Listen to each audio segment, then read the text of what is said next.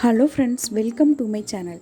இன்றைக்கி நம்ம சேனலில் சிக்கன் வச்சு சேமியா பிரியாணி எப்படி பண்ணுறதுன்னு பார்க்கலாம். இது ரொம்பவே ஈஸியாக 10 நிமிஷத்தில் செஞ்சு முடிச்சிடலாம். அதை எப்படி பண்ணுறதுன்னு இந்த வீடியோக்குள்ளே போய் பார்க்கலாம். ஃபஸ்ட்டு நான் பட்டை, கிராம்பு, ஏலக்காய், இஞ்சி, பூண்டு, வெங்காயம் எல்லாத்தையும் சேர்த்து நல்லா பேஸ்ட்டாக அரைச்சி எடுத்துக்க போகிறேன். இந்தளவுக்கு நல்லா பேஸ்ட்டாக அரைச்சி எடுத்துக்கோங்க.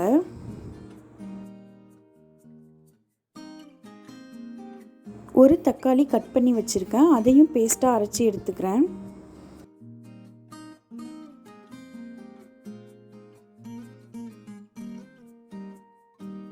கடாய் சூடு பண்ணிக்கிறேன். கடாய் நல்லா சூடானதும் அதில் 2 டீஸ்பூன் எண்ணெய் சேர்த்துக்கிறேன். கூடவே கல்பாசி, ஒரு சின்ன துண்டு பட்டை, பிரிஞ்சி இலை சேர்த்து தாளிச்சிக்கிறேன்.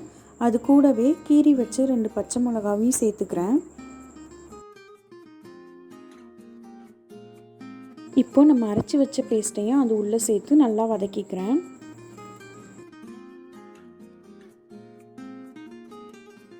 பச்சை வாசனை போகிற அளவுக்கு நல்லா வதக்கிக்கோங்க.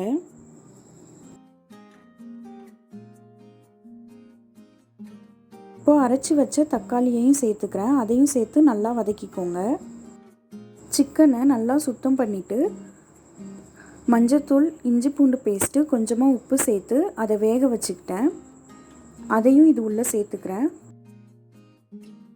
கூடவே 2 டீஸ்பூன் மல்லித்தூள், 1 டீஸ்பூன் தனி மிளகாத்தூள் சேர்த்துக்கிறேன். கூடவே தேவையான அளவு உப்பும் சேர்த்து ஒரு 5 நிமிஷம் இப்படி நல்லா வதக்கிக்கோங்க.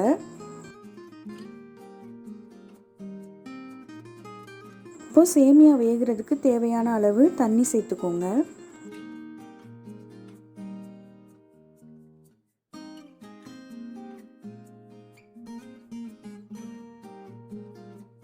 இதுக்கு ஒரு மூடி போட்டு அதை மூடி வச்சிடுங்க.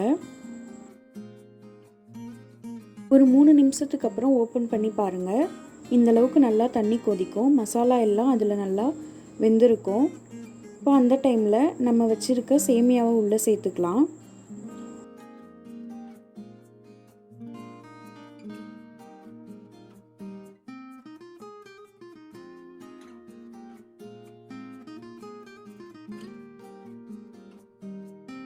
சேமியா போட்டதுமே ஸ்டவ் ஃப்ளேமை கம்மி பண்ணி வச்சுக்கோங்க.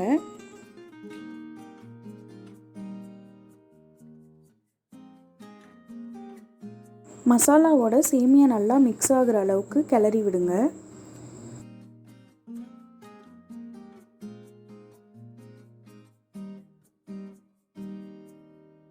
இப்போ இதில் 1 டீஸ்பூன் நெய் சேர்த்துக்கிறேன்.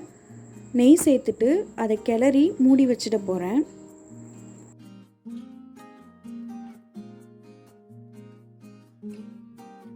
மூடி வச்ச பிறகு ஸ்டவ்வை ஆஃப் பண்ணிடுங்க.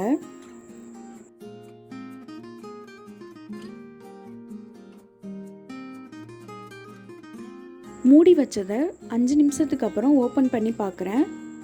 உதிரி உதிரியாக ரொம்பவே சூப்பராக நம்ம செஞ்ச சிக்கன் சேமியா பிரியாணி ரெடியாக இருக்குது.